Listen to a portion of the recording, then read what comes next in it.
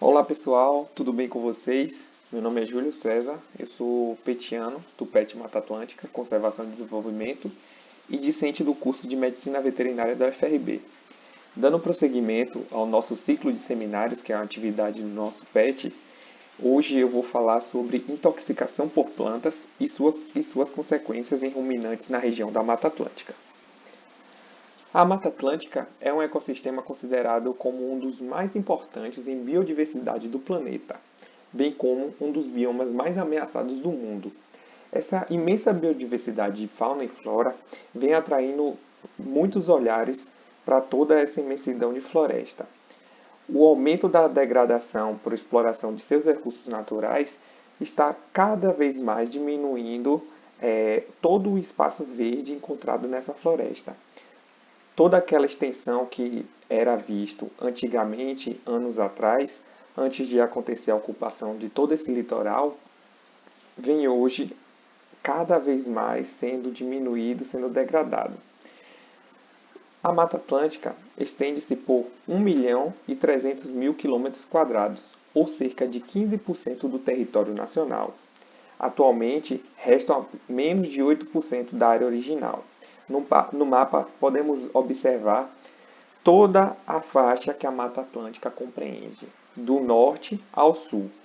Ela é bastante vasta no litoral e, coincidentemente, como é um local estratégico, nos tempos da colonização, essa área foi a que foi mais ocupada pela população brasileira. A zona da mata corresponde à parte da fachada oriental da região. Abrange porções do Rio Grande do Norte, Paraíba, Pernambuco, Alagoas, Sergipe e Bahia. Toda essa faixa, encontrada principalmente na região Nordeste, na nossa região, é ocupada por um local chamado Zona da Mata, onde a sua biodiversidade é imensa. É uma faixa territorial onde a cana-de-açúcar é a cultura mais expressiva, seguida da pecuária de corte com pastagens introduzidas, da fruticultura e do reflorestamento com eucaliptos para madeira e bioenergia. O modelo da pecuária sustentável para o bioma da Mata Atlântica deve ser caracterizado pela presença de árvores nos pastos, adequação ambiental de acordo com as legislações vigentes e pelo aumento da produtividade. Essa região pode ser utilizada como produção de animais, mas obedecendo toda a legislação e seguindo as normas corretas de reflorestamento. Assim, a produção de animais é feita de forma correta e de forma sustentável.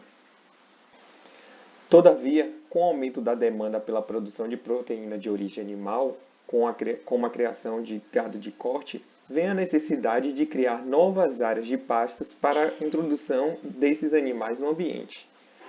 Com isso, advém também as consequências dessas ações, como a derrubada das florestas modifica a flora original, acelera o processo de crescimento de plantas indesejáveis, como as plantas tóxicas para os rebanhos, além dos criadores se apropriarem de um bioma que não fazem ideia de suas características e da vegetação que lá se encontram, ocasionando os episódios de intoxicação por esses animais.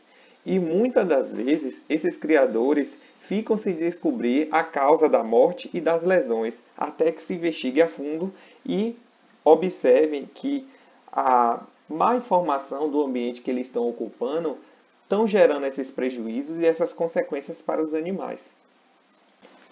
No Brasil, as intoxicações por plantas nos animais de produção geram importantes perdas econômicas. Devido à grande extensão territorial, a maioria dos animais são criados em sistemas extensivos ou semi-intensivos, em pastagens nativas ou cultivadas, o que aumenta o risco de exposição às plantas. Como o Brasil é um país com imenso espaço territorial, muitos criadores criam seus animais soltos na sua propriedade. Eles ficam pastando durante a maioria do tempo e muitas das vezes podem gerir plantas tóxicas que estão presentes nesses ambientes. Muitas propriedades são perto de matas e onde eram matas viraram propriedades e existem resquícios de algumas plantas tóxicas e esses animais, por algum motivo, ingerem essa planta e desenvolvem um quadro clínico.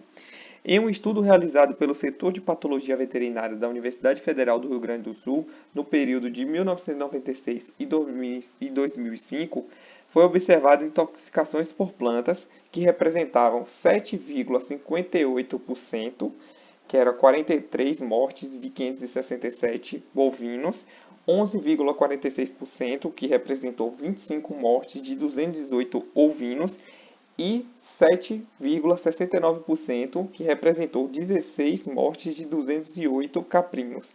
Todas essas mortes causadas por algum tipo de planta tóxica. Das mortes dos bovinos, 62,79% foram atribuídas a lesões hepáticas crônicas. No Brasil, definem-se como plantas tóxicas de interesse pecuário aquelas espécies que, ingeridas pelos animais domésticos sob condições naturais, causam danos à saúde. Mas o que seriam essas condições naturais? Seriam os animais no seu pasto, na propriedade, se alimentando normalmente e, por algum motivo, ingerem alguma planta tóxica que esteja nesse local. E assim venham causar danos à sua saúde, trazendo lesões ou até mesmo levando à morte. Existem experimentos que induzem os animais a essas plantas tóxicas, pois eles observam a qual dose esse animal vem a desenvolver a lesão. E aí registrar qual tipo de dose tóxica é para aquela planta, para qual determinada espécie. A ingestão de plantas tóxicas representa uma importante fonte de prejuízo econômico para a produção animal. No Brasil, de uma população de 221.827.299 bovinos, pelo menos 5% morre anualmente por diferentes causas. E do total de mortes, estima-se que entre 7,4% e 15,83% sejam causados por plantas tóxicas. Isso podemos observar o quão perigoso é essas plantas numa propriedade, essas plantas os animais terem acesso a essas plantas e podendo causar todos esses prejuízos e essas mortes para esses animais, tanto bovinos como ovinos, caprinos, animais de produção em geral. O consumo dessas plantas e a intoxicação por animais de produção é determinado por diversos fatores, que incluem palatabilidade. Algumas plantas são palatáveis, ou seja, têm um gosto que atrai os bovinos, ou ovinos ou caprinos. Esses animais de produção, na sua língua, têm papilas gustativas que podem identificar gostos, sabores dessas plantas e, se for atrativo, os animais vão se alimentar mais delas. Carência de forragem está ligado com outro fator, que é a fome.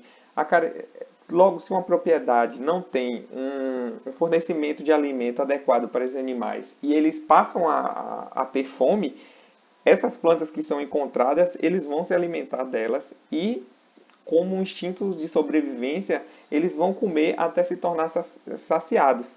E aí, nessa situação, geram quadros agudos de intoxicação. Longos períodos de privação hídrica e introdução de animais em pastagens desconhecidas. Os animais, quando passam por longos períodos sem acesso à água e eles são introduzidos nesses pastos, eles vão se alimentar para tentar suprir essa necessidade. Vão tentar obter água através do alimento.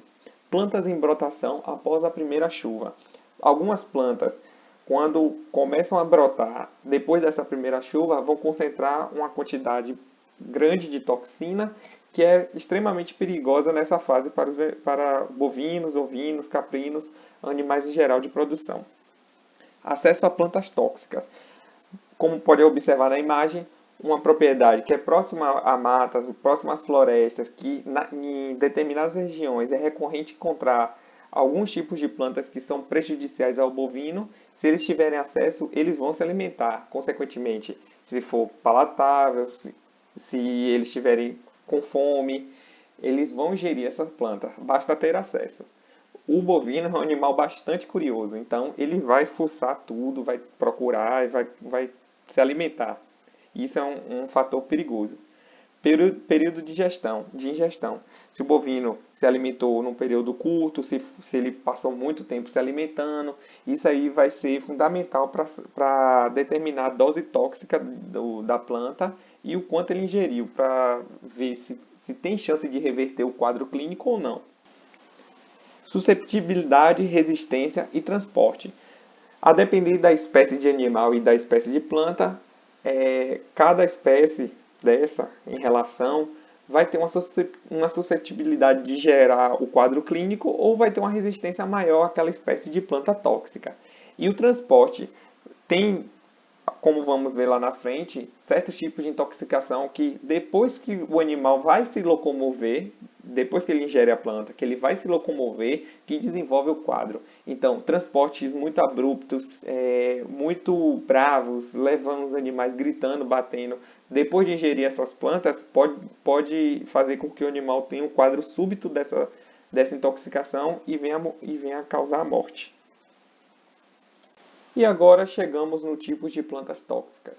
Existem relatos de plantas que causam lesões em determinados sistemas do corpo do animal, e assim elas foram divididas, como hepatotóxicas, plantas que vão levar lesões ao fígado, ao sistema hepático, neurotóxicas, plantas que podem causar lesões no sistema neurológico, as cardiotóxicas, que causam prejuízo ao sistema cardiovascular, gastroentéricas, as que vão causar prejuízo ao sistema gastrointestinal e as que têm ação radiomiméticas, que podem levar ao aparecimento de carcinomas, tumores. E assim, partindo para a primeira espécie, temos a Cestrum laevigatum. Ela é da família da Solanaceae, gênero Cestrum, e pode ser encontrada como arbusto ou árvore. É a mais importante planta hepatotóxica do Brasil, que causa intoxicação aguda e lesão direta no fígado. O fígado, ele é um dos órgãos mais importantes do sistema, do corpo, tanto do animal como do ser humano. Lá, ele vai metabolizar diversas substâncias que o corpo ingere e absorve. Nesse órgão, ele também é produzida a bilirrubina. A bilirrubina é importante na emulsificação da gordura no sistema digestório. Ela é conhecida também popularmente como coerana, dama da noite e corona, entre outros nomes. Vai depender da região, do local e do conhecimento popular. Ela é encontrada na região da Zona da Mata dos estados da Bahia, Sergipe, Alagoas e Pernambuco. Vocês podem reparar que a região Nordeste ela é bastante rica nesses tipos de vegetação. E ela oferece bastante risco para todos esses animais de criação que convivem nesse espaço. Sob condições naturais, a espécie mais frequente toxicada é a bovina, mas já foram relatados casos em bubalinos, caprinos e ovinos. A planta não possui boa palatabilidade, não é boa forma de se alimentar. Os animais não é uma primeira opção para esses animais. Mas eles vão gerir em casos de fome, quase sempre na época de seca e na escassez de pastagem. Então, se tiver uma pastagem que não tiver não fornecer uma boa alimentação para esses animais e essas plantas tóxicas como a Cestrum estiver lá no ambiente, eles vão se alimentar por necessidade. Outra condição para o consumo da planta é a superlotação da pastagem, que provoca competição pelo alimento, facilitando a ingestão, inclusive daquelas poucas palatáveis, como é o caso do Cestrum laevigatum. Então, se essa planta for uma planta que na propriedade tiver vasta, tiver muito no ambiente e competir com a boa pastagem que os animais devem se alimentar, por acidente eles vão ingerir junto com a pastagem boa. E assim eles vão acontecer a intoxicação aguda por essa planta. As folhas são as principais partes ingeridas da planta, contendo os princípios tóxicos conhecidos como gitogenina, digitogenina e cestrumina. A cestrumina oferece a substância amarga, é o que dá a má palatabilidade da planta. Entretanto, os bovinos também podem ingerir os frutos e o caule.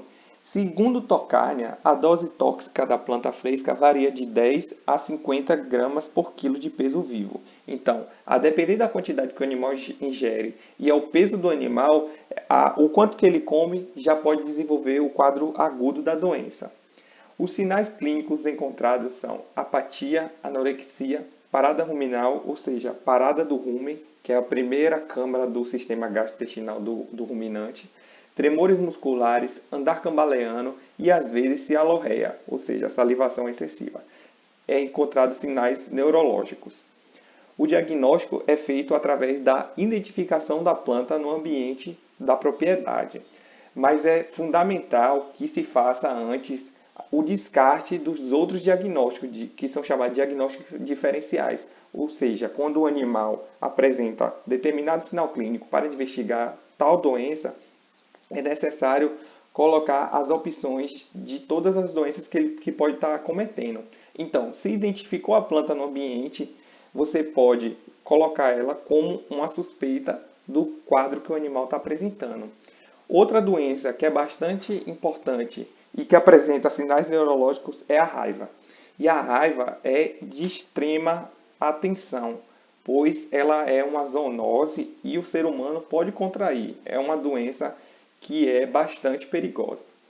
Para o tratamento, não tem um tratamento efetivo nesses casos, mas a reversão do quadro neurológico utilizando fármacos e terapias que possam diminuir esses sinais clínicos é muito bem-vindo.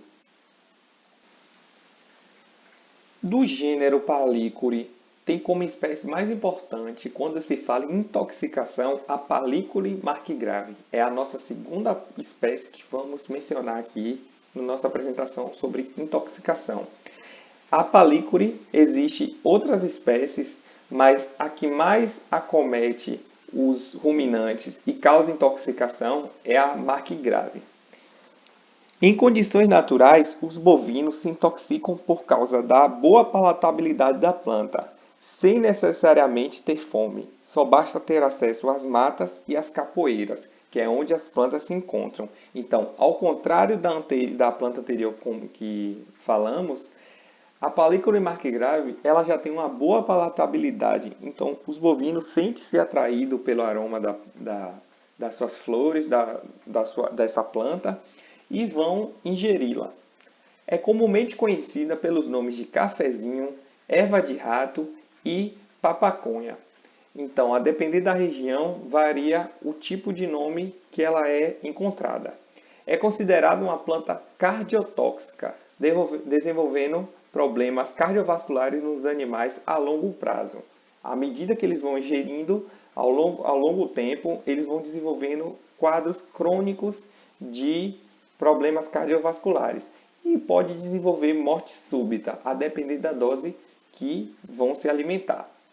Palicuri marquigrave é importante nos estados de Pernambuco, Paraíba, leste da Bahia e Alagoas, onde ocorre em áreas da Mata Atlântica, do litoral e da zona da mata. O cafezinho é um arbusto de caule lenhoso, nodoso e quebradiço, semelhante ao bambu. As folhas de formato oval, verdes e rugosas, medem cerca de 10 a 12 cm de comprimento e 3 a 6 cm de largura. Ela é encontrada sempre em terra firme, em lugares sombreados, principalmente nas beiras das matas, entre as capoeiras e nos pastos recém-formados. Uma das principais maneiras de identificar essa planta é através do aroma das folhas que, quando esmagadas, exalam odor de salicilato de metila, característico da pomada Vick e do bálsamo de Bengay. Alguns sinais clínicos encontrados nessa doença pode ser anorexia, apatia, letargia, ou seja, o animal prostrado, caído, sem querer comer, levantar, andar, beber água, estar em decúbito external prolongado, deitado com o peito voltado para o solo, taquicardia, coração acelerado, taquipneia, respiração acelerada, dispneia, respiração irregular.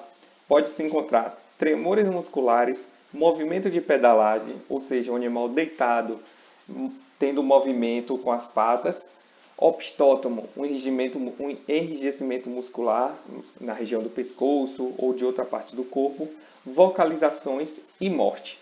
Ou seja, se o animal tiver uma ingestão excessiva, rápida, uma absorção muito rápida da dose tóxica dessa planta, ele pode desenvolver todo esse quadro agudo, tendo o compilado de todos esses sinais clínicos e decorrendo na morte. Então, é importante a identificação da planta no ambiente para a retirada antes que aconteça esse quadro e leve os animais da propriedade à morte. Pode acometer bovinos, caprinos, ovinos. E um outro caso é a ingestão de pequenas quantidades a mais tempo, a longo prazo.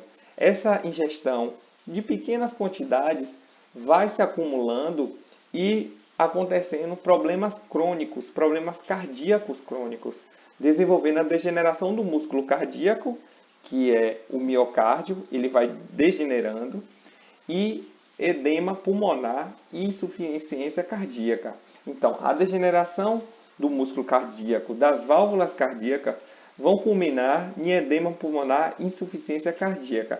Esses dois problemas vão gerar consequência a nível sistêmico, a todo o corpo. Então, o sangue que deveria chegar de forma certa, a quantidade certa para oxigenar todos os tecidos não vai chegar, pois o coração ele não vai ter mais sua função fisiológica correta, ele vai ser insuficiente.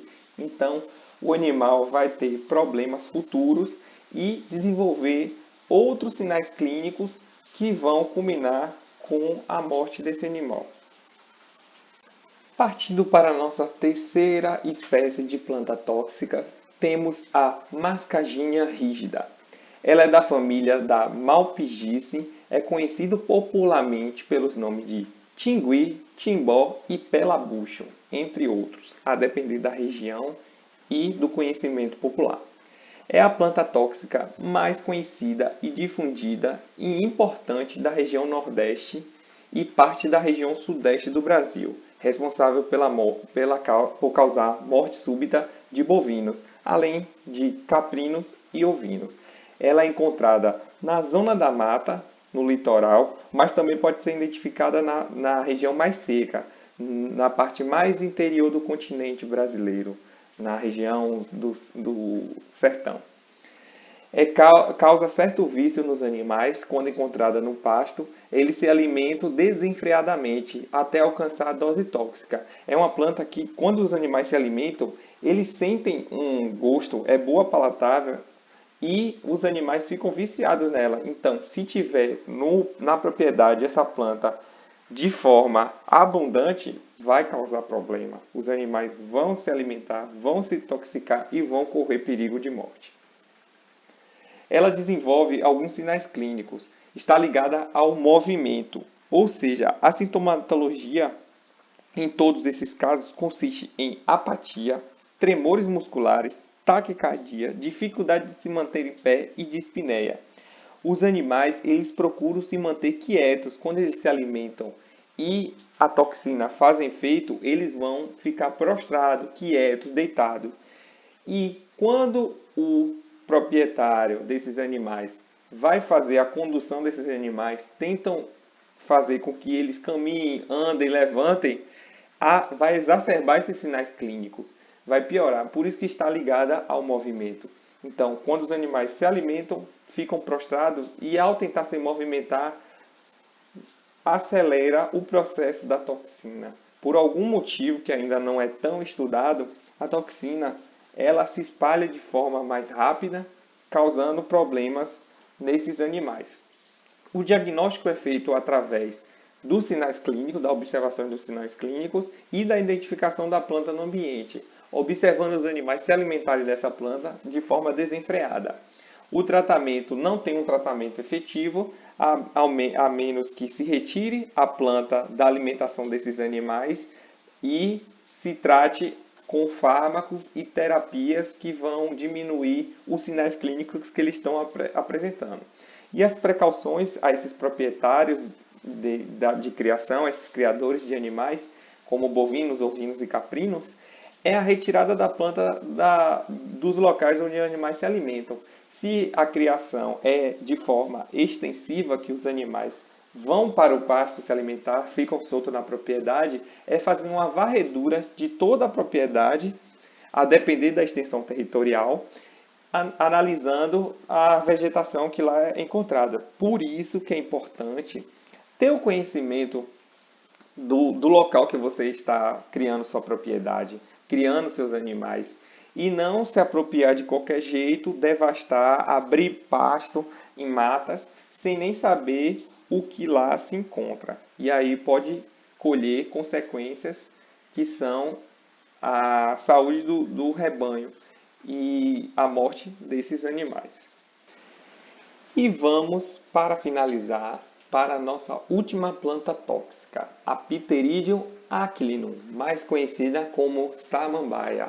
Todos já vimos uma samambaia, todos conhecemos samambaia, mas poucos conhecem o poder tóxico que essa planta tem, trazendo risco tanto para os animais como para seres humanos.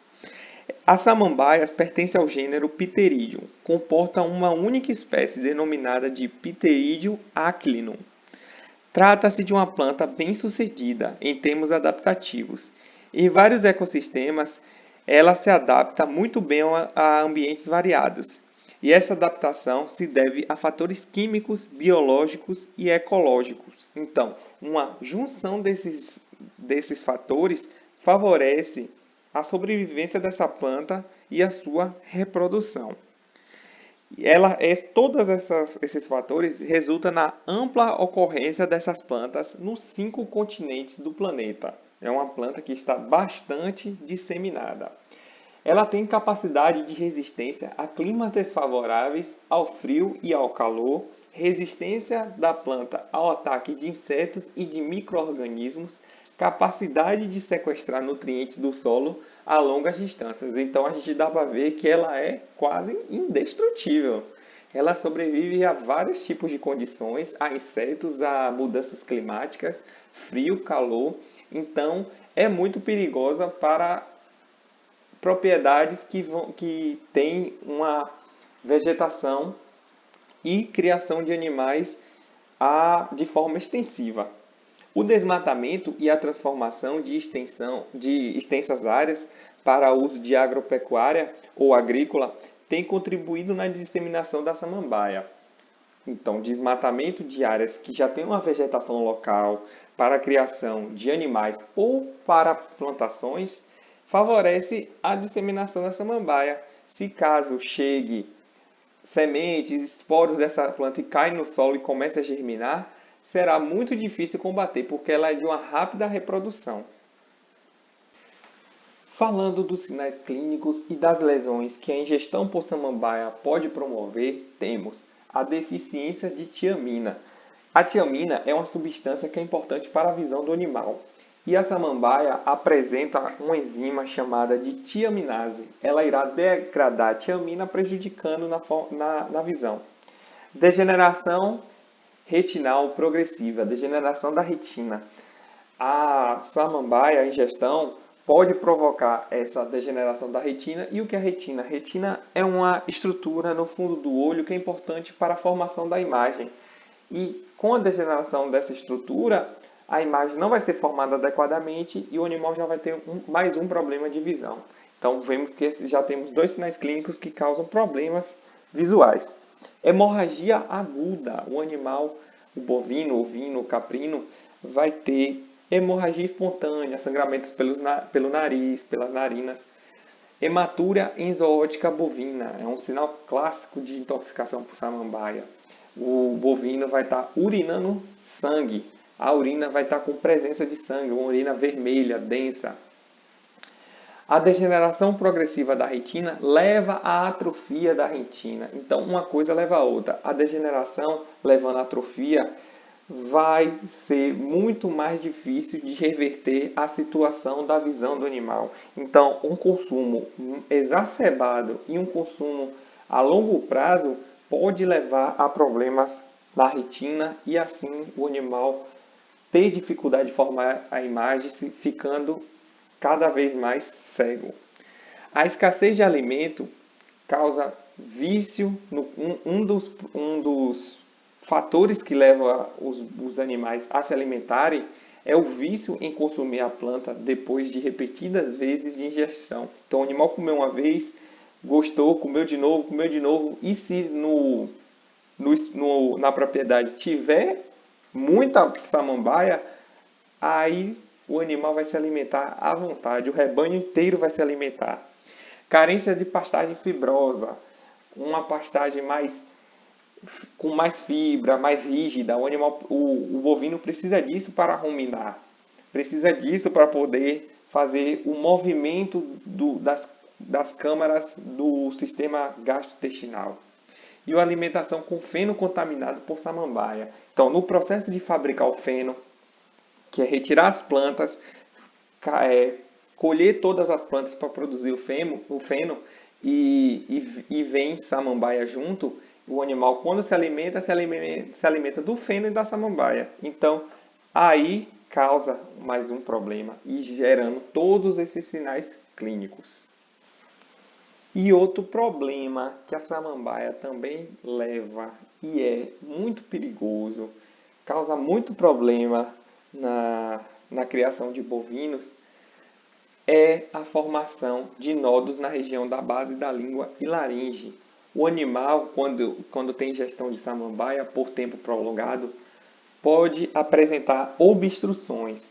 E quando tem uma obstrução numa propriedade, que o médico veterinário vai atuar nesse caso, ele vai tentar desobstruir, porque pode ser, em muitos dos casos, bovinos ficam entalados com laranjas, caroço de manga, e aí passa uma sonda para tentar empurrar essa estrutura que está obstruindo para seguir o fluxo do trato gastrointestinal e desobstruir o animal, e assim ele poder beber água novamente e se alimentar. Quando o médico veterinário tenta fazer essa desobstrução e não sai, não passa, não vai de jeito nenhum, precisa realizar uma inspeção mais minuciosa do que é que está obstruindo, utilizando raio-x ou palpação e observar que tipo de estrutura. Por isso que é importante a realização da anamnese, que é a pergunta para o proprietário do histórico. Será que na propriedade tem samambaia? Fazer uma investigação. Se identificar que os animais se alimentam dessa planta, o proprietário falar que sim, que os animais comem a samambaia, é um indicativo para carcinoma. Então, a samambaia tem um poder carcinogênico.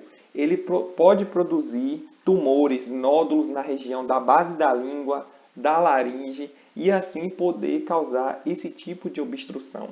E essa obstrução é muito perigosa, pois os animais ficam salivando, não conseguem ruminar, não conseguem se alimentar e aí levando a emagrecimento, anorexia até a morte. E assim, pessoal, foi o fim da nossa apresentação aqui. Eu agradeço muito pela atenção de vocês. Sigam nossas páginas do Facebook, Instagram e aqui está nosso Gmail. Estou aberto a qualquer dúvida. Vocês podem mandar pelo Gmail, pelo Instagram e a gente pode estar esclarecendo. Espero que vocês tenham gostado muito dessa apresentação. Foi um desafio, pois a gente está aprendendo essa forma de apresentação online e agradeço muito a atenção de vocês, a paciência e estamos juntos aí. Valeu, pessoal. Abraço.